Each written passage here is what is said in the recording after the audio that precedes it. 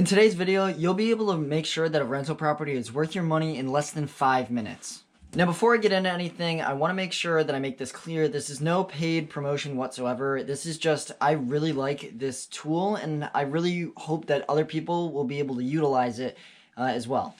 As some of you might know, right now I'm studying to become a real estate agent. I am currently trying to get my first rental property, and I'm very, very excited about the entire real estate market in general. I think it's one of the best markets in the world, and it's potentially the best market where you can go from 0 to a million better than any other market out there. I'll be explaining all these other key features in future videos, and of course bringing you guys along the way when I finally finalize my first rental property. Without further ado, go onto your app store, and you can do this either on Android or iPhone, it doesn't really matter, and type in CDS Rental Calculator. This will pop up this kind of an app, and of course just click it and download it. Now, shout out to Chandler David Smiths. This is actually his app, and I am basically giving him free promotion just because I really support this, and it makes everything so easy and just very easy to understand. The platform is very clean, it runs very smoothly, and I'm a big fan. And of course, link to his own channel in the description below because he is basically a king of real estate. So once you've opened the app, it will bring you to a page like this. And it's very straightforward and simple. One of the reasons why I love this app so much. Now today, we're just going to go on a just easy example just off the top of the head. So of course, property details, the first thing that you guys should fill in is the purchase price. So right now, we're just going to go off of a $250,000 home. I'm just picking this just because it seems like a good fair number. Why not? Moving on to the next box, it's cost to make rent ready. This is pretty self-explanatory. If you need to do any renovations to make sure that you guys can rent it for a more desirable price or renting it at whatever, any renovations that you need to do before you rent it out, that goes in here.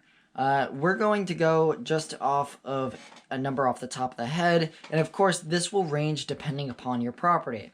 If you were buying a more beat up property, of course this will be a higher number. If you're buying a pristine property, this will typically be a lower number, of course. Your down payment is dependent upon your financing option. If this is going to be financed as a primary residence, which means you'll be living in the property, you can get it down to as little as 3 to 5%. But as most investment properties, you're going to need to put it down 25%. That's just the way of the world, I guess. So we're just going to plug in 25% and say you're not going to live in this.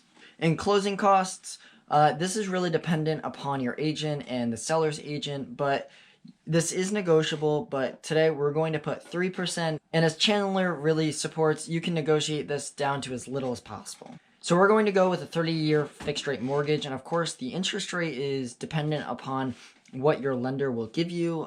We're going to put 3.5%, although of course this can fluctuate. So, and then moving on with rents, we're just going to go off and say you're living in a pretty good place, and rents are about $1,200 per month, and whatever. This is just a nice suburban area, and it's nothing like a San Francisco where real estate is very expensive, or someplace in the middle of nowhere in Nebraska where there's just cornfields and beans. For utilities, we're going to slap in a fat goose egg at 0 because you're going to negotiate with your renters that they are going to have to pay their own utilities, so that's not coming out of your pocket, so that's why we're slapping in 0 there. And then vacancy, this is very dependent upon where you are and where you're located. This will fluctuate. Some real estate markets, such as Colorado, have a very low vacancy, where others, of course, will have higher. So this is, again, very dependent on your individual situation. We're just going to slap in there a nice 7% just because that's a good margin, I guess, where you can be safe and make sure that it will be a cash flowing and appreciating property. And hopefully you have a vacancy that's lower and your management team's doing very well if you're hiring a management team, but if you're managing it yourself, hopefully you can get that number lower, which means more cash in your pocket. So now, concerning maintenance with your yearly expenses, this is again very dependent on your individual situation, although from mentors and people that I really look up to, we're just going to slap in a crisp 12%. They say that this is a good rate to expect over a longer periods of time because, of course, it's not going to be consistent. This can be like, oh, a boiler broke, and that will, again, go throughout the next, year of or 12 months, which will average out to about 12%. With your management percentage, if you're going to make this a completely passive investment, you'll go and hire a management team. Although if you're going to manage it yourself, you can slap in a 0. Let's say we're going to manage this ourselves, so we're going to slap in a 0 for right now. Now, of course, your insurance and your taxes will be different depending upon the property itself, the location, the loan, all that good stuff. So for this example, we're just going to slap in $500 for the insurance and the taxes at, let's just say, approximately 1%, so 2,500. And again, this is just an example. This will be filled into your specific specifications on your individual property that you're going to be buying. Once you've plugged everything in, you're going to hit that big green button that says Run Numbers, and this will take you to this page.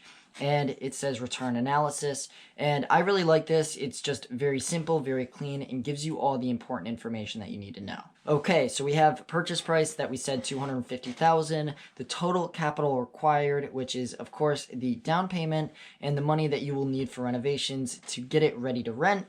So that's $70,625. Your net operating income comes out to $8,784 and some change. Your debt service will be $10,103.51, and your cash-on-cash return will be negative 1.8%. Now, again, this is a complete example. I was just plugging in random numbers. So, of course, this would not necessarily be a good property to invest in. Now, you can fiddle with the numbers and get a better cash-on-cash return.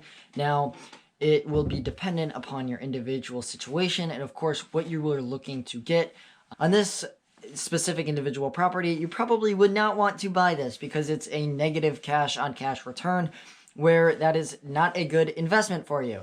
But what is a good cash-on-cash return? Well, a lot of people like to get 10% or above. Anything above that is really good, although you really don't want to go below 10%. So just a word of the wise.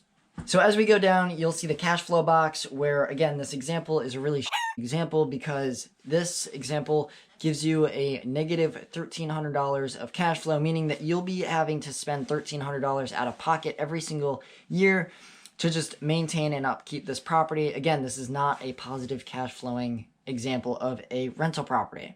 So again, you have the principal pay down right below that, and then the total return on investment. But the cool thing is, if you scroll down, you see the total amortization schedule where you can go month by month and see where the payments are going, how much interest is being paid or versus the capital and the remaining loan balance, which I think is really cool because it just kind of gives you a nice understanding of where you are in this, longer 30-year mortgage. And I don't know, it just emotionally, it helps me a lot, I think. I'd like to see where I'm standing. Okay, well, this is the end of the video, and if you're still watching by now, you should smash that like button because it really helps out the algorithms for my small channel, and of course, subscribe so you can keep up to date with all my new content. Now, again, I just want to make sure this is crystal clear. This is not a paid promotion whatsoever. I don't even think Chandler knows who I am. There's a 99.999% chance that he doesn't. But I just really like what app he produced, and I really support it. So hopefully this can help you guys and kind of just spread the word about this great tool that a lot of these new real estate investors can use in a very productive manner. So until next time, good luck and see you guys later.